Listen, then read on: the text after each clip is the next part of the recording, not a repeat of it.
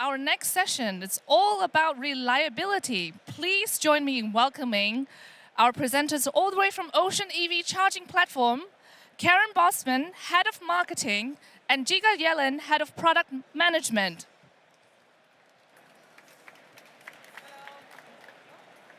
Hello. Hello, you can hear us, right? It's a little bit strange for us, but okay. So welcome to our presentation. We'll try to cover this presentation from the technical aspect. This will be Žiga.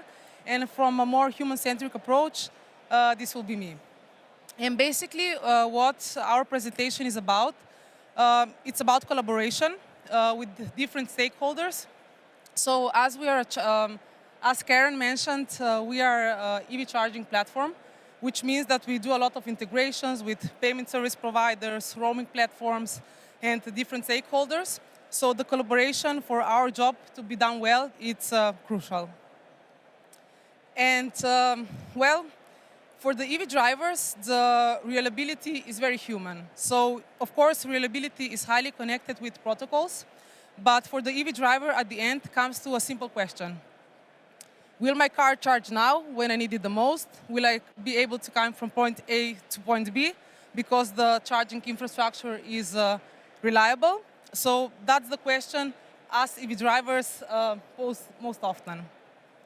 And maybe we would like to share also an experience which is very fresh. So a question, how many of you came to this Intercharge network conference with an EV? Maybe by raising your hand. Okay, a couple. So we also came with an EV, and our journey started in Ljubljana, Slovenia. And we did like 1,000 kilometers. So our first charging stop was in Austria at the Ionity network. Really great experience. So everything worked as it should. We charged the vehicle and continued our journey to Munich, near Munich. Again, we charged at the Ionity network. Great experience, no problems. We even ate some pizza because they were... So we did some walking around while the car was charging. Again, great experience. Our trust in the infrastructure was really strong. Then we stopped after 600 kilometers, around, well, a little below 700 kilometers we did. And we stopped again in Germany, this time on the ENBW network. Again, no complaints, perfect experience. Our trust and confidence in coming in time to the conference was really, really high. Okay, and then you can imagine after like, this was already, I think, 13 hours of drive. We were like, okay, sure, no problem. We actually thought we would have 5 stops, but we said since the infrastructure is so good, we'll do 4 stops because everything works as it should. So we came to the last charging station near Leipzig with around 11% battery. Okay, so we thought, of course, we charge the vehicle, everything goes as planned, we continue our journey to Berlin, and that's it. But, okay, something happened. What happened is that we saw the chargers, perfectly marked, no problem, and we were touching the screen to get the QR codes, and it seemed, okay, maybe the first charger, something is wrong. The screen seemed like it freezed. We didn't see the QR code anywhere. Okay, we moved the car, went to the second charger. Again, okay, maybe it's the same problem as the previous charger. And we moved the car the third time to the third charger. Nothing. And then there was a small signage on the charger that there was also another e-mobility service provider on the site. So we said, okay, maybe it's not possible to charge ad hoc, so we will download the apps. This was already the second app we downloaded.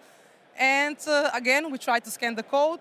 There was a small code, but we weren't sure, is it the right one? Is it not the right one? And what happened? Well, nothing happened. Again, we couldn't scan the QR code. We couldn't start charging. This was already like we were there 30 minutes already at the site. Okay, lastly, we said, let's try. It was around 8 in the evening, so we said, okay, let's try to call the support. Hopefully, they will understand our problem and help us. And indeed, I have to say, support was great. We were first in the line, so we got it fast, and they said, oh, I think I know what's your problem. You need to download the third app. And after downloading the third app, actually, it was a success. We were able to charge it, but if it wasn't for the support, if it wasn't for the third app, there was no signage, which app we should download, which QR code is right, and so on. So our trust in the network, wasn't so high as at the beginning. And we think these problems are, of course, still occurring.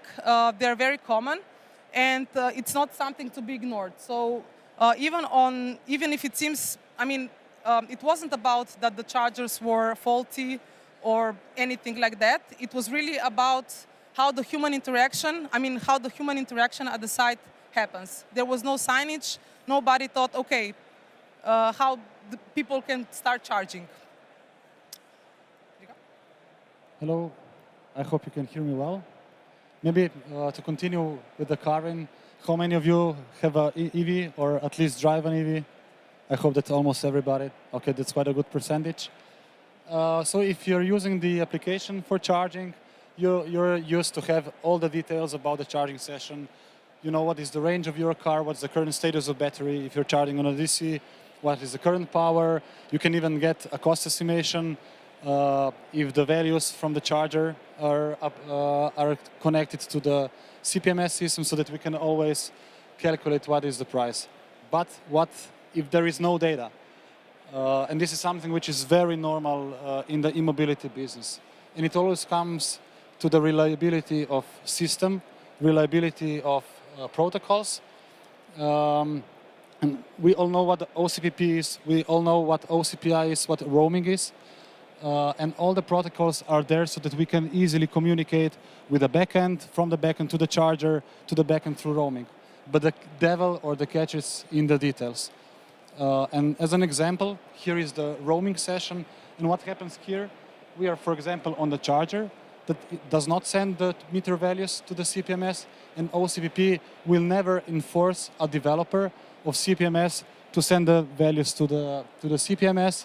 And to continue this story, when you're doing roaming, nobody will enforce you, nor Hubjack, nor if you're doing OCPI to peer-to-peer, to get the data from the CPO. So as an example, CPO, even if the CPO does have the data about the charging session, he's not enforced to send those values via EMP. And in this case, the user experience is much, much lower. And what we are doing in our company, when we are doing the integration with the chargers, when we are doing the integrations with the partners via OCPI, we always do another integration with each charge point, even though they're certified via OCPP. Because it's important that the user experience is very high.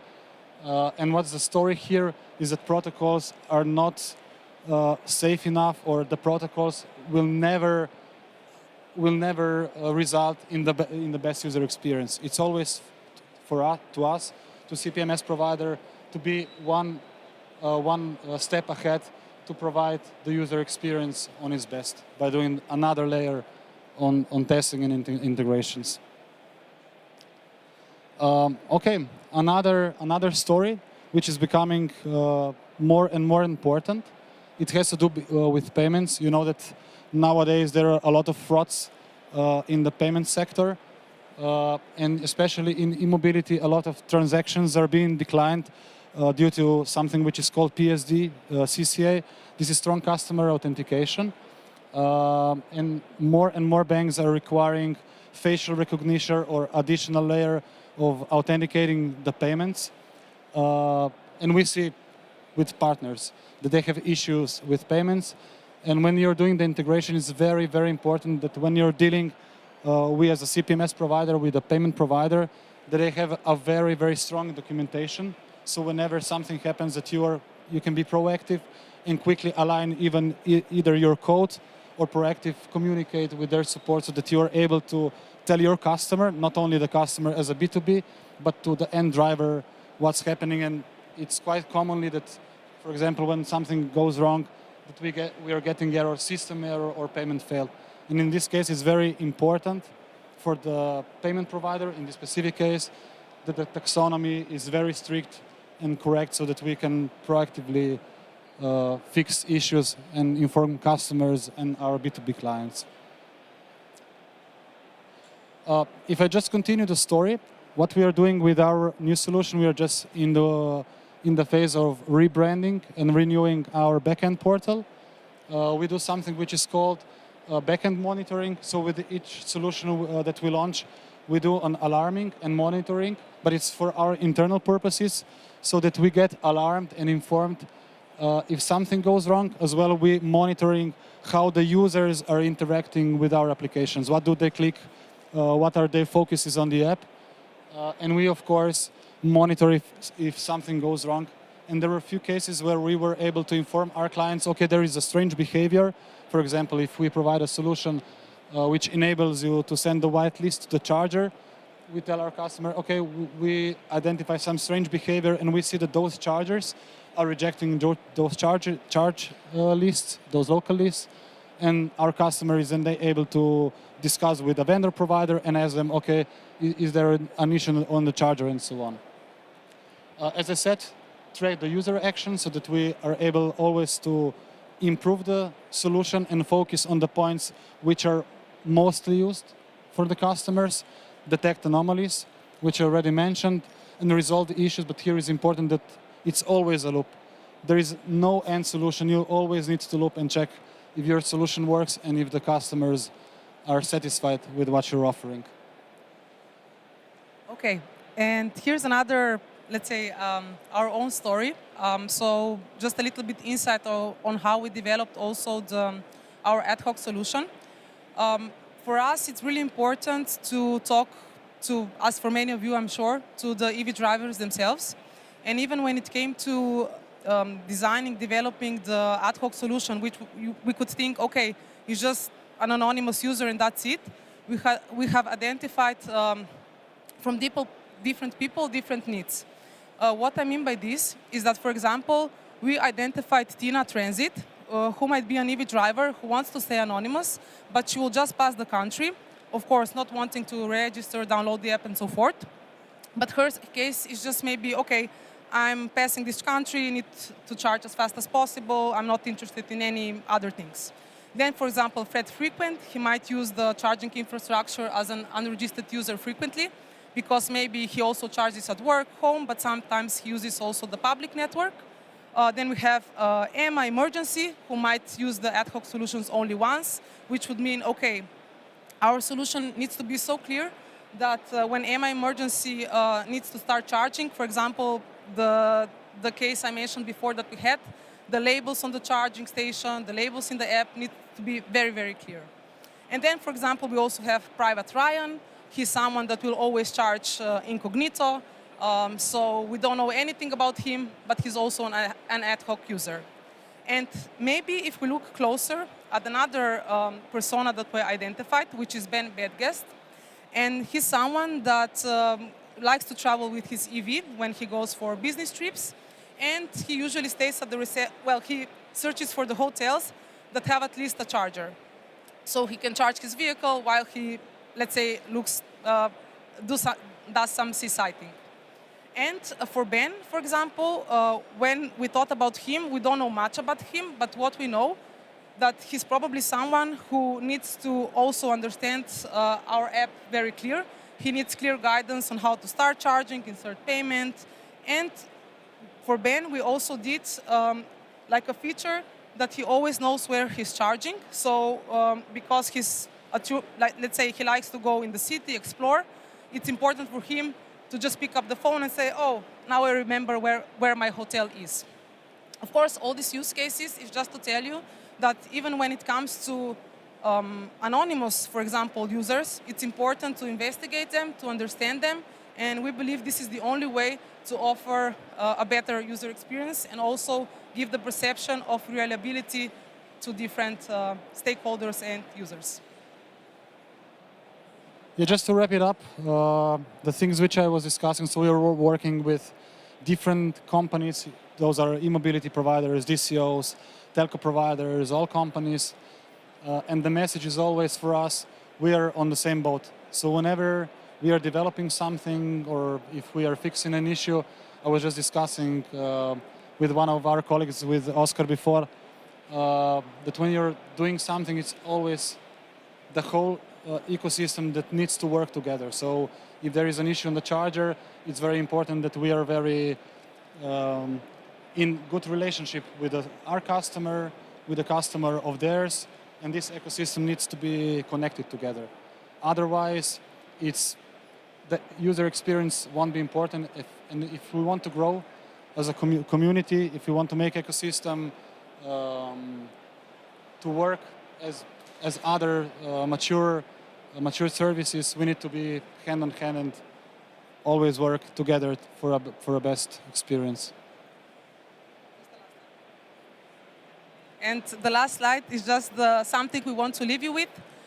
We hope that in the future, today and every day, we are able to get in contact easier with hardware vendors, payment service providers, platforms, and so on. For us, we believe it's really good and beneficial to connect to all of you and solve the problems of our customers before they feel the pain and before the EV drivers feel the pain. And all this builds trust, builds confidence, and it also impacts the reliability beyond only protocols. So thank you. Thank you very much.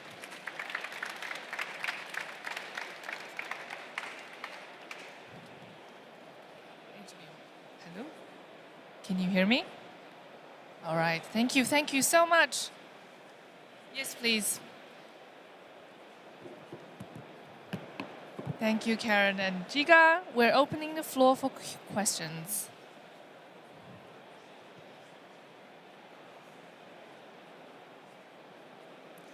Let it sink in for a bit. Thank you for the lovely message in the end. And the emphasis on collaboration is really something that we all share. So it was a very, very lovely message. We have time for questions.